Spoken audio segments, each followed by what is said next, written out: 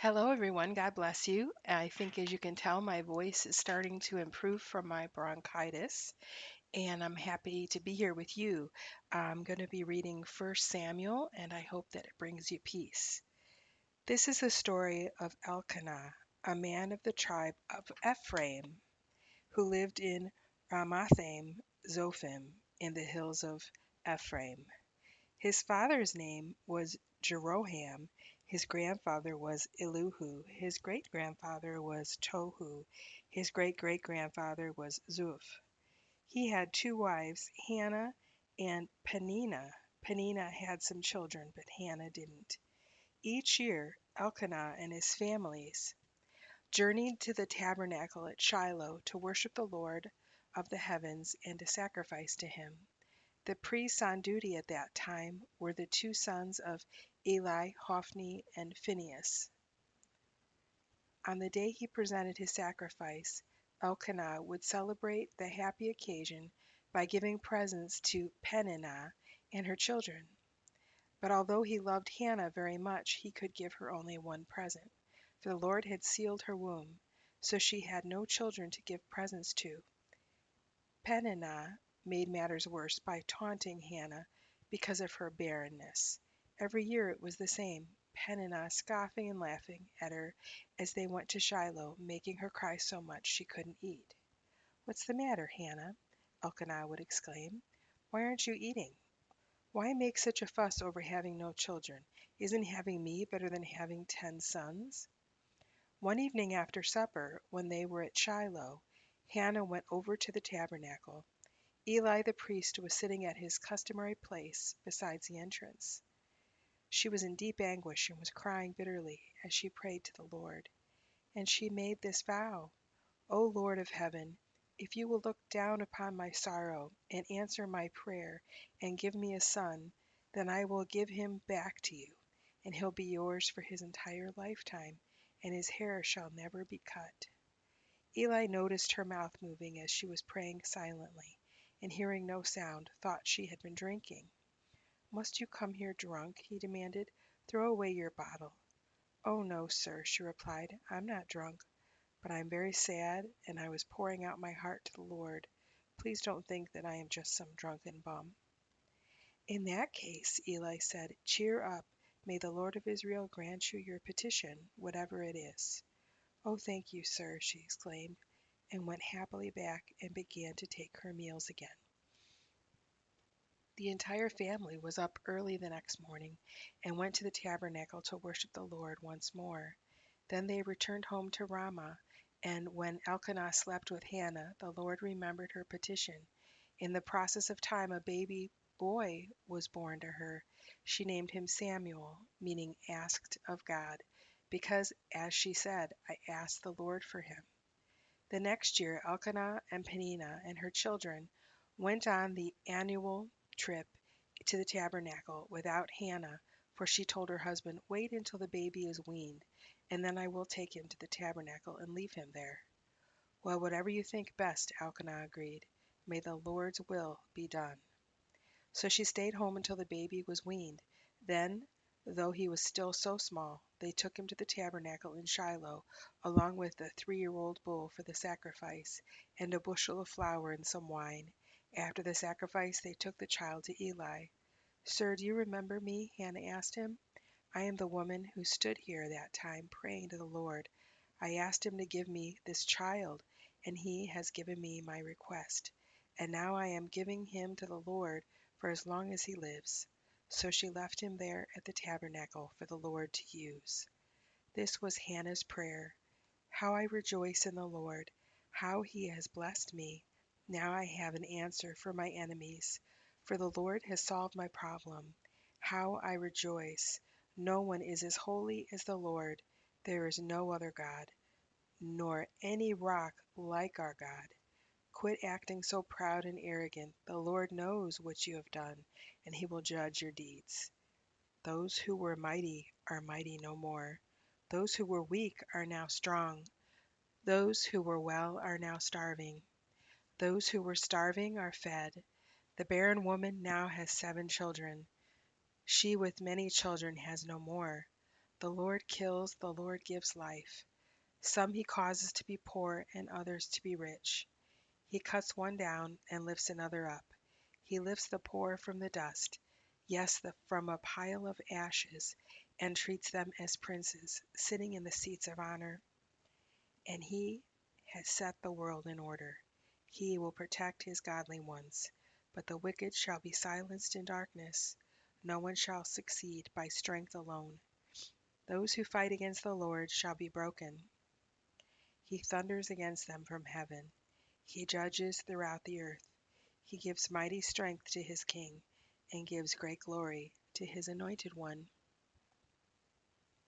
So they returned home to Ramah without Samuel, and the child became the Lord's helper, for he assisted Eli the priest. Now the sons of Eli were evil men who didn't love the Lord. It was their regular practice to send out a servant whenever anyone was offering a sacrifice, and while the flesh of the sacrificed animal was boiling, the servant would put a three-pronged flesh hook into the pot and demand that whatever is brought up be given to Eli's sons. They treated all of the Israelites in this way when they came to Shiloh to worship.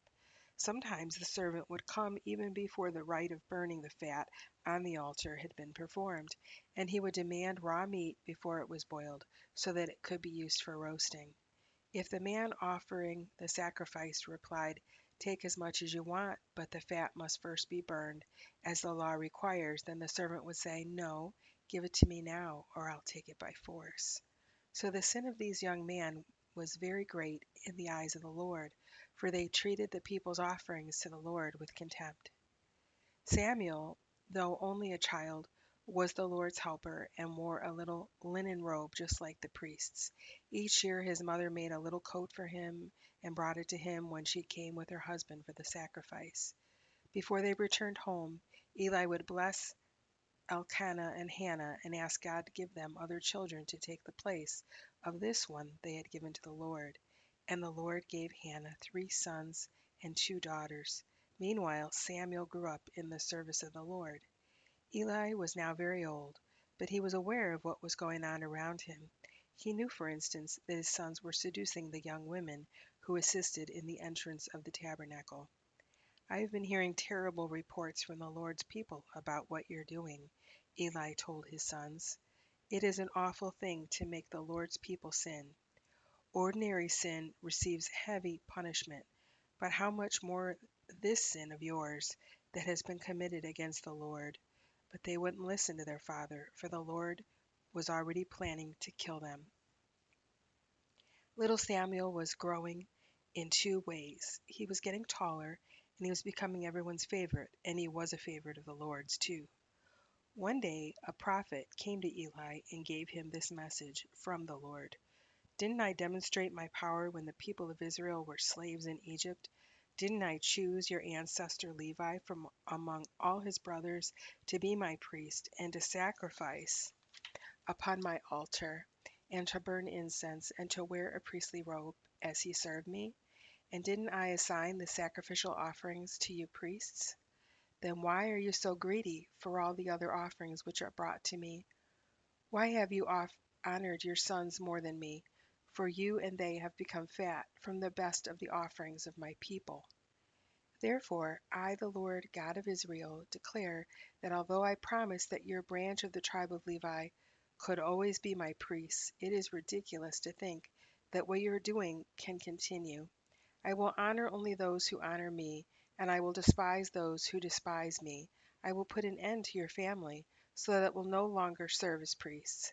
Every member will die before his time. None shall live to be old. You will envy the prosperity I will give my people, but you and your family will be in distress and need. Not one of them will live out his days. Those who are left alive will live in sadness and grief, and their children shall die by the sword. And to prove that what I have said will come true, I will cause your 2 sons, Hophni and Phinehas, to die on the same day. Then I will raise up a faithful priest who will serve me and do whatever I tell him to do. I will bless his descendants, and his family shall be priests to my kings forever. Then all of your descendants shall bow before him, begging for money and food. Please, they would say, give me a job among the priests so that I will have enough to eat. Meanwhile, little Samuel was helping the Lord by assisting Eli. Messages from the Lord were very rare in those days, but one night, after Eli had gone to bed, he was almost blind with age by now, and Samuel was sleeping in the temple near the ark. The Lord called out, Samuel, Samuel. Yes, Samuel replied. What is it? He jumped up and ran to Eli. Here I am. What do you want? He asked. I didn't call you, Eli said. Go on back to bed. So he did. Then the Lord called again, Samuel, and again Samuel jumped up and ran to Eli. Yes, he asked, what do you need? No, I didn't call, my son, Eli said. Go on back to bed. Samuel had never had a message from Jehovah before, so now the Lord called the third time, and once more Samuel jumped up and ran to Eli. Yes, he asked, what do you need? Then Eli realized it was the Lord who had spoken to the child, so he said to Samuel, Go and lie down again, and if he calls again, say, Yes, Lord, I'm listening. So Samuel went back to bed. And the Lord came and called as before, Samuel, Samuel. And Samuel replied, Yes, I'm listening. Then the Lord said to Samuel, I'm going to do a shocking thing in Israel. I'm going to do all of the dreadful things I warned Eli about. I have continually threatened him and his entire family with punishment because his sons are blaspheming God, and he doesn't stop them. So I have vowed that the sins of Eli and his sons shall never be forgiven by sacrifices and offerings. Samuel stayed in bed until morning, then opened the doors of the temple as usual, for he was afraid to tell Eli what the Lord had said to him. But Eli called him. My son, he said, what did the Lord say to you? Tell me everything, and may God punish you if you hide anything from me. So Samuel told him what the Lord had said. It is the Lord's will, Eli replied. Let him do what he thinks best. As Samuel grew, the Lord was with him, and people listened carefully to his advice. And all Israel, from one end of the land to the other, knew that Samuel was going to be a prophet of the Lord. Then the Lord began to give messages to him there at the tabernacle in Shiloh, and he passed them on to the people of Israel. At that time, Israel was at war with the Philistines. The Israeli army was camped near Ebenezer, the Philistines at Aphek, and the Philistines defeated Israel, killing 4,000 of them. After the battle was over, the army of Israel returned to their camp, and their leaders discussed why the Lord had let them be defeated. Let's bring the ark here from Shiloh, they said. If we carry it into battle with us, the Lord will be among us, and he will surely save us from our enemies. So they sent for the ark of the Lord of heaven, who is enthroned above the angels. Hophni and Phinehas, the sons of Eli, accompanied it into the battle. And when the Israelis saw the ark coming, their shout of joy was so loud that it almost made the ground shake. What's going on? The Philistines asked. What's all the shouting about over in the camp of the Hebrews? When they were told it was because the ark of the Lord had arrived, they panicked. God has come into their camp, they cried out. Woe upon us, for we have never had to face anything like this before. Who can save us from these mighty gods of Israel? They are the same gods who destroyed the Egyptians with plagues when Israel was in the wilderness. Fight as you never have before, O Philistines, or we will become their slaves just as they have been ours. So the Philistines fought desperately, and Israel was defeated again. 30,000 men of Israel died that day, and the remainder fled to their tents. And the ark of God was captured, and Hophni and Phinehas were killed. A man from the tribe of Benjamin ran from the battle and arrived at Shiloh the same day with his clothes torn and dirt on his head. Eli was waiting beside the road to hear the news of the battle, for his heart trembled for the safety of the ark of God. As the messenger from the battlefront arrived and told what had happened, a great cry arose throughout the city. What is all this noise about? Eli asked, and the messenger rushed over to Eli and told him what had happened. Eli was 98 years old and was blind. I have just come from the battle. I was there today, he told Eli, and Israel has been defeated, and thousands of the Israeli troops are dead on the battlefield. Hophni and Phinehas were killed too, and the ark has been captured.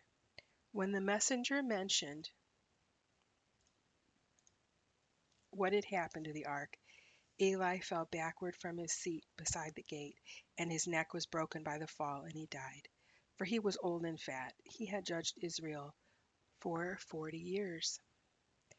When Eli's daughter-in-law, Phinehas's wife, who was pregnant, heard that the ark had been captured and that her husband and father-in-law were dead, her labor pains suddenly began.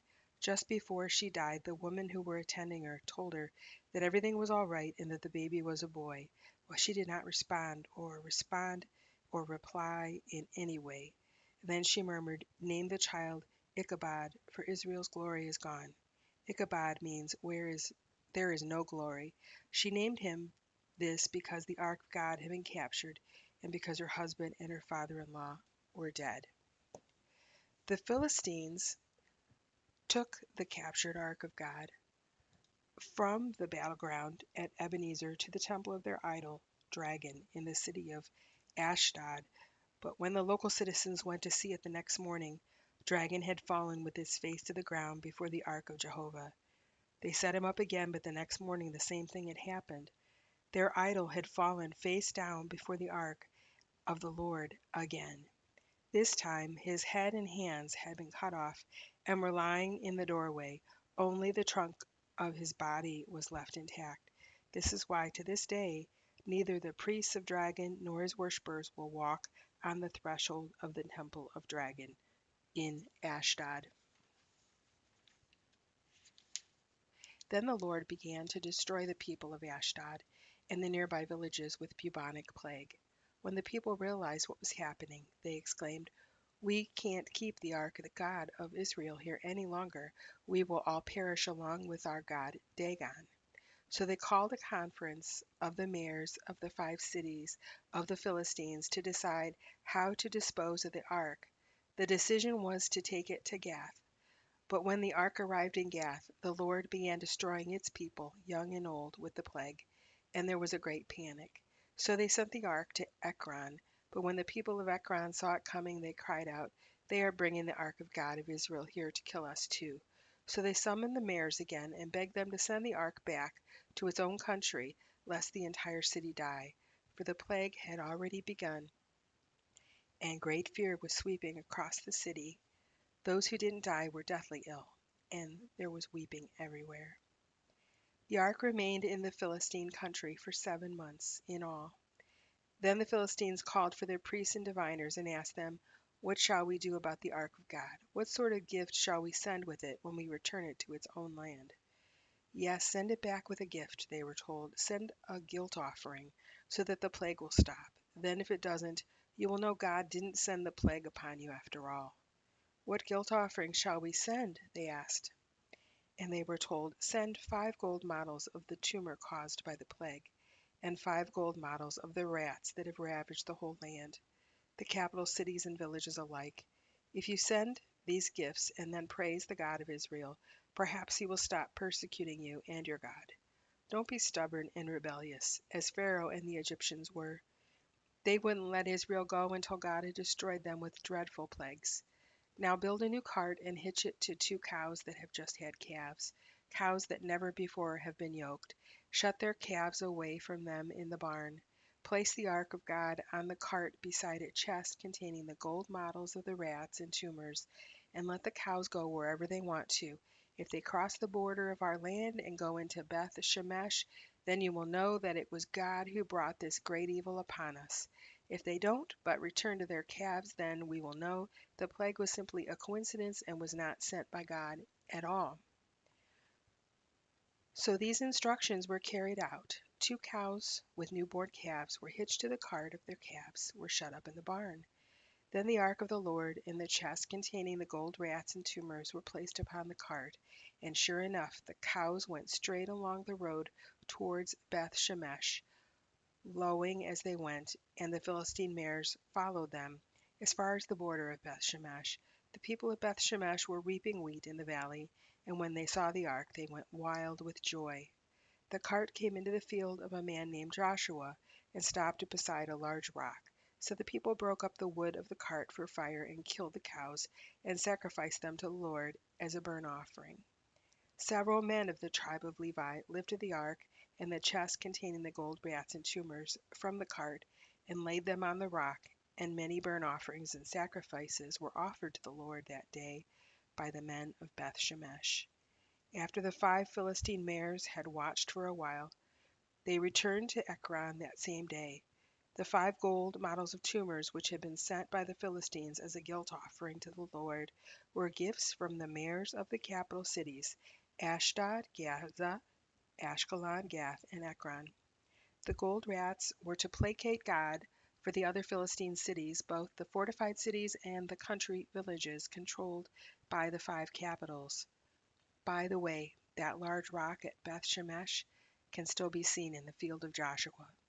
But the Lord killed 70 of the men of Beth Shemesh because they looked into the ark, and the people mourned because of the many people whom the Lord had killed. Who is able to stand before Jehovah this holy God? They cried out. Where can we send the ark from here? So they sent the messengers to the people at Kiriath Jearim and told them that the Philistines had brought back the ark of the Lord. Come and get it, they begged. We're going to stop here and start again on Wednesday with chapter 7 to see what happens next. Thank you for joining me. I pray that this reading was very relaxing for you. And if you get a chance, please go in and like this video and subscribe to my channel. I am trying for 1,000 followers. Thank you and God bless.